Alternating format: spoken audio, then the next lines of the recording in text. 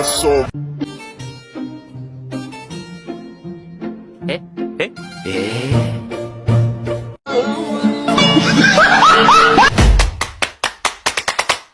Assalamualaikum warahmatullahi wabarakatuh. Izinkan saya memperkenalkan diri terlebih dahulu. Nama saya Marceli Putri Ariyanti dengan NIM G1C123011 dari ruang R01 Psikologi. Kalian bisa manggil aku Marceli. Baiklah, di sini kami angkatan 23 prodi psikologi mendapat tugas ujian akhir semester dengan matkul sejarah dan aliran psikologi untuk membuat video pembelajaran, di mana saya mendapat teori konvergensi dalam psikologi. Baiklah, langsung saja ke teori konvergensi. Konvergensi dalam psikologi. Siapa sih tokohnya? Kira-kira ada yang tahu nggak? Kita lihat sama-sama ya. William Louis Stern, 1871 sampai 1938. Stern lahir pada tanggal 29 April 1871 di Berlin, Jerman. Tetapi ia meninggal di Amerika Serikat, yaitu di Durham, North California pada 27 Maret 1938. Ia menjadi mahasiswa Berlin dan menjadi dosen di Breslau sampai tahun 1916. Setelah itu, ia bekerja di Hamburg dalam riset psikologi dan ikut mendirikan Universitas Hamburg berikut laboratorium psikologinya dan menjadi direktur tahun 1933. Pada tahun 1933, dia terpaksa melarikan diri ke Amerika Serikat karena alasan rasial dan mengajar di Harvard University dan Duke University. Jadi, William Louis Stern ini adalah pelopor dari teori konvergensi ini sendiri. Selanjutnya adalah definisi. Kita langsung lanjut saja ya. William Stern mendefinisikan psikologi sebagai berikut. Psikologi adalah ilmu tentang individu yang mengalami atau menghayati dan individu yang mampu mengalami atau menghayati. Dengan definisi ini, ia menjabatani teori-teori dari aliran nativisme dan empirisme. Individu yang mengalami atau menghayati adalah objek dari empirisme. Sedangkan individu yang berkemampuan untuk mengalami atau menghayati adalah pandangan dari nativisme. Dengan definisi di atas, Stern juga mencoba memecahkan persoalan hubungan antara badan dan jiwa. Hubungan ini dikatakan oleh Stern terletak pada penghayatan. Paham Stern yang selalu mencoba menyatukan paham-paham yang berlawanan disebut sebagai paham atau teori konvergensi. Baik, kita lanjutkan ke penemuan-penemuan yang ditemukan oleh Stern. Yang pertama yaitu, salah satu penemuannya adalah konsep IQ, inteligensi quotient, yang hingga kini masih sangat banyak dipakai dalam dunia psikologi, pendidikan, dan masyarakat umum. Dasar teori dari konsep IQ adalah adanya perbedaan pada tiap-tiap orang dalam hal tingkat kecerdasannya. Rumus IQ bisa dilihat pada gambar ya. Stern merumuskan IQ sebagai perbandingan umur mental atau mental age seseorang terhadap umur kalendernya atau calendar age atau chronological age. Hasil perbandingan itu dikalikan 100 untuk menghilangkan angka-angka di belakang koma.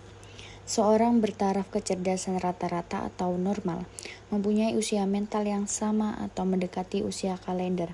Jadi, seorang yang berusia mental 10 tahun sedangkan usia kalendernya juga 10, maka IQ-nya adalah 10/10 dikali 100 sama dengan 100. Kalau usia mental orang itu adalah 12 tahun, sedangkan umur kalendernya masih 10 tahun, maka IQ-nya 120. Sebaliknya, kalau usia mentalnya baru setaraf dengan anak umur 8 tahun, sedangkan umur kalendernya 10 tahun, maka orang itu mempunyai IQ 80, yang berarti bahwa taraf kecerdasannya tidak setinggi anak normal. Adapun usia mental seorang dapat dilihat melalui perbuatan-perbuatan anak itu sehari-hari, ataupun dari presentasi sekolahnya, tetapi bisa juga dengan menggunakan alat tes khusus. Tetapi teknik pengukuran IQ secara ini hanya dapat dilakukan sampai batas umur tertentu, karena usia mental seseorang tidak berkembang atau bertambah untuk selamanya, melainkan akan terhenti sampai batas usia tertentu antara 15 sampai 20 tahun. Karya lain yang dibuat oleh Stern adalah pada bidang psikologi perkembangan dan psikologi kejuruan dan perusahaan. Bahkan dalam salah satu karyanya pada tahun 1903 yang berjudul Beitrag zur Psychologie des Sausage, sumbangan terhadap psikologi kesaksian, Stern telah mengemukakan tentang psikologi pengadilan atau psikologi forensik, suatu cabang psikologi yang sampai sekarang belum berkembang dengan baik. Baiklah, kita akan membahas lebih dalam lagi. Kita akan membahas satu persatu mengenai teori nativisme, empirisme, dan teori konvergensi. Semoga yang tadi saya jelaskan dapat dipahami. Teori nativisme. Aliran nativisme. Istilah aliran nativisme berasal dari kata nativus yang artinya terlahir. Nativisme merupakan sebuah doktrin filosofis yang mempunyai pengaruh sangat besar terhadap proses pemikiran psikologis. Tokoh utama dalam aliran ini adalah Arthur Schopenhauer 1788 sampai dengan 1869, yaitu seorang filosofis Jerman. Ahli psikologi evolusi bekerja dengan cara yang sama seperti yang dilakukan oleh para ahli biologi. Meskipun demikian, ada perbedaan kecil. Mereka mengawali dengan bertanya mengenai tantangan-tantangan seperti apa yang mungkin dihadapi manusia di masa prasejarah, misalnya menentukan makan yang aman untuk dimakan atau perkiraan niat musuh dengan cepat. Akibat oleh cara berevolusi spesies kita, ada banyak kemampuan, kecenderungan, dan sifat yang sudah ada sejak lahir atau berkembang secara cepat seiring dengan kematangan. Sifat-sifat ini tidak hanya mencakup sifat-sifat yang tampak jelas seperti kemampuan berdiri dengan kedua kaki, memegang benda dengan kedua tangan, meraba menggunakan jari, namun juga mencakup sifat yang tidak begitu tampak jelas. Berikut beberapa contohnya. Yang pertama adalah refleks bayi. Yang kedua, minat terhadap hal-hal baru. 3, hasrat untuk menjelajah dan memanipulasi objek. 4, impuls untuk bermain. 5, keterampilan kognitif. Kebanyakan psikolog setuju bahwa paling tidak ada beberapa aspek perilaku manusia yang secara alamiah terseleksi. Lebih lanjut, hal yang diwariskan ada beberapa, yaitu yang pertama bahasa. Bahasa menurut Darwin 1874 adalah kemampuan naluriah yang khas terdapat pada manusia. Mengingat tidak ada yang mempelajari kita tentang tata bahasa ketika kita masih balita, otak manusia pastilah mengandung alat pemerolehan bahasa, yaitu suatu modul mental yang diperoleh sejak lahir. 2, berpasangan dan berhubungan seksual. Perilaku tertentu seperti senyum atau menyukai rasa manis menyerupai naluri itu relatif tidak dipengaruhi oleh proses belajar dan berlaku bagi semua anggota spesies. Kebanyakan psikolog juga setuju bahwa umat manusia mewarisi kemampuan kognitif, persepsi, emosional, dan linguistik. 3, inteligensi dan bahasa. Bagaimanakah gen mempengaruhi inteligensi? Kemungkinannya adalah melalui jumlah sel saraf otak atau jumlah hubungan di antara sel saraf tersebut, sebagaimana yang tercermin dalam volume total dari zat kelabu di otak atau gray matter. Baik, kita lanjut ke teori selanjutnya, yaitu teori empirisme. Teori empirisme bertolak belakang dengan teori nativisme karena mengabaikan adanya pengaruh dari faktor bakat atau potensi bawaan dalam proses pendidikan. Menyatakan bahwa perkembangan semata-mata bergantung pada faktor lingkungan, baik berupa pengalaman, alam sekitar, dan pendidikan anak tersebut. Doktrin teori empirisme paling terkenal ialah tabula rasa, yang berarti bahwa manusia dilahirkan seperti kertas putih bersih, masih kosong. Tokoh teori empirisme John Locke 1704-1032, faktor-faktor lingkungan eksogen. 1. Lingkungan fisik, keadaan alam atau tanah serta musim. 2. Lingkungan sosial, lingkungan tempat individu berinteraksi. Nah, ini yang terakhir, teori konvergensi. Teori konvergensi adalah teori yang menggabungkan dua aliran, yaitu teori nativisme dan teori empirisme. Menyatakan bahwa pembentukan atau perkembangan kepribadian seseorang ditentukan oleh faktor pembawaan dan juga faktor lingkungan di sekitarnya. Bakat sebagai kemungkinan telah ada pada masing-masing individu. Akan tetapi bakat yang sudah tersedia perlu menemukan lingkungan yang sesuai supaya dapat berkembang. Hal tersebut dibenarkan oleh Abdul Mujid bahwa penentuan kepribadian seseorang ditentukan oleh kerja yang integral antara faktor internal atau potensi bawaan maupun faktor eksternal lingkungan pendidikan. Nah, jadi teori konvergensi ini menggabungkan antara dua teori tadi, yang nativisme dan empirisme, bahwa di teori konvergensi ini dia setuju dengan dua teori itu bahwa perkembangan pembentukan kepribadian seseorang itu ditentukan oleh dua faktor, yaitu dari pembawaan lahir dan dari lingkungan sekitar atau bagaimana cara dia dibesarkan di lingkungannya.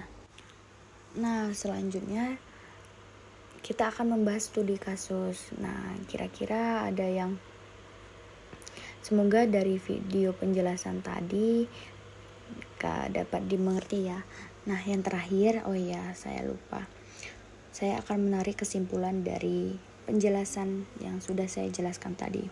Kesimpulannya adalah tokoh William Louis Stern sangat berperan besar dalam teori konvergensi karena beliau mencoba menyatukan paham-paham yang berlawanan, yaitu teori elementisme dan teori totalitas yang menghasilkan teori nativisme dan teori empirisme.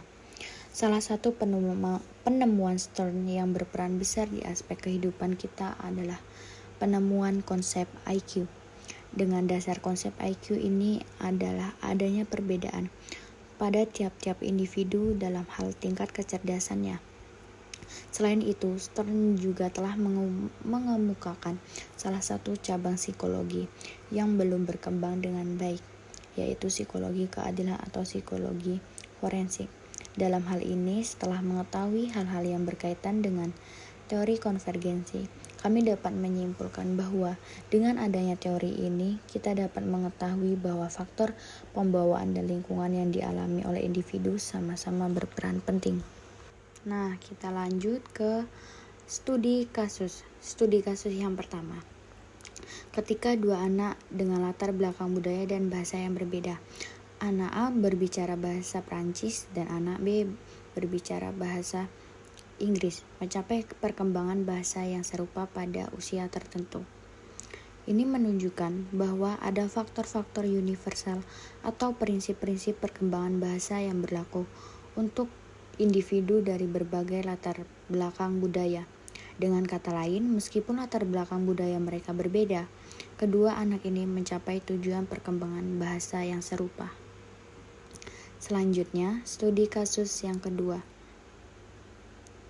Ketika dua remaja dari keluarga yang berbeda, dengan tingkat pendapatan yang sangat berbeda, remaja X dari keluarga kaya dan remaja Y dari keluarga miskin, mencapai tingkat kebahagiaan dan kesejahteraan psikologis yang serupa selama masa remaja mereka. Meskipun mereka memiliki latar belakang ekonomi yang berbeda, keduanya mengalami kebahagiaan dan perkembangan psikologis yang sejalan dengan perkembangan usia mereka, menunjukkan bahwa faktor-faktor lain selain status ekonomi dapat mempengaruhi perkembangan psikologis individu, dan bahwa ada faktor-faktor universal yang berkontribusi pada kesejahteraan psikologis. Tadi di nativisme kan ada bahasa tuh. Jadi di sini aku mau bahas salah satu gangguan, yaitu gangguan perkembangan berbahasa atau speech delay. Gangguan perkembangan berbahasa. Gangguan perkembangan bahasa meliputi keterlambatan kemampuan bicara dan perkembangan bahasa anak menurut kelompok usia, jenis kelamin, budaya, dan IQ mereka. Masalah bahasa reseptif atau masalah bahasa ekspresif. Tanda dan gejala berikut terlihat pada gangguan bahasa reseptif. Yang pertama, saat diajak berbicara, anak tampak tidak memperhatikan lawan bicaranya. Yang kedua, saat orang lain membacakan buku cerita untuk anak, mereka kurang merespon atau kurang memberikan masukan. Yang ketiga, sebuah kata atau pernyataan yang panjang berada di luar pemahaman anak. Penyebab dan faktor speech delay. Yang pertama, saat masih kecil, ia sering jatuh sehingga memperlambat perkembangan motoriknya. Yang kedua, stimulasi orang tua masih kurang. Yang ketiga, dukungan lingkungan sangat lemah.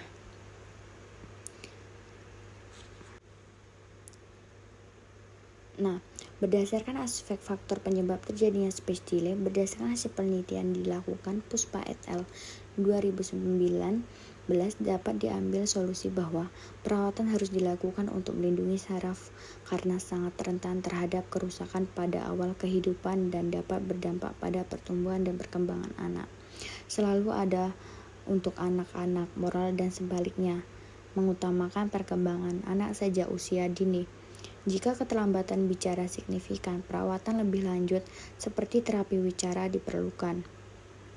Intervensi speech delay. Yang pertama, berkonsentrasi pada cara komunikasi non-linguistik. Yang kedua, berkonsentrasi pada kebutuhan keluarga. Ketiga, kelanjutan di berbagai mata pelajaran dan peningkatan partisipasi orang tua sebagai komponen terakhir. Nah, di sini tuh aku mau ngambil satu contoh yang aku temuin di dunia nyata. Dia ini tetangga ini mempunyai anak cewek, umurnya sekitar 3 sampai 4 atau 5 tahun. Nah, anak-anaknya mereka ini mengalami speech delay dikarenakan apa?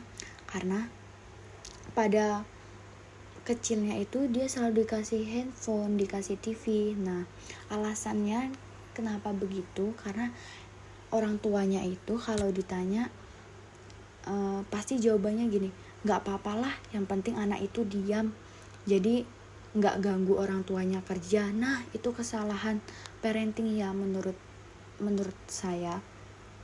Jadi tuh anak dibiarkan nonton TV tanpa diajak berkomunikasi, tanpa diajak sering-sering berbicara, berinteraksi sosial, itu menyebabkan anaknya speech delay. Sampai kalau dipanggil itu si anak tidak merespon, bahkan tidak melihat.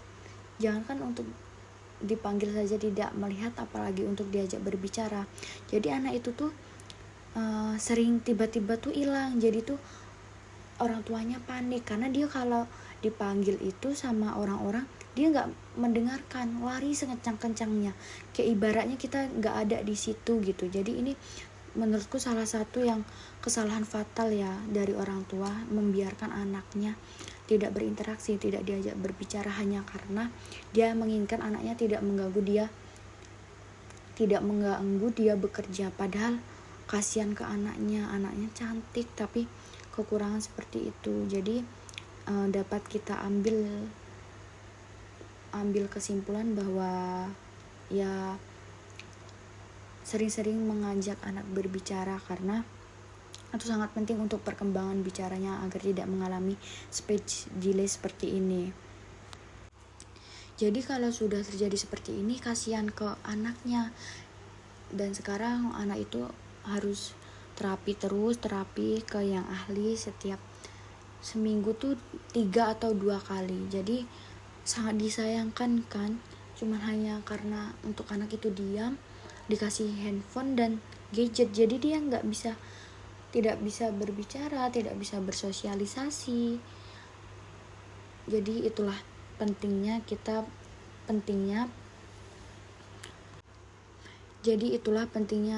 peran orang tua dalam perkembangan anak, karena ya perkembangan anak itu dimulai dari orang tuanya terlebih dahulu. Demikian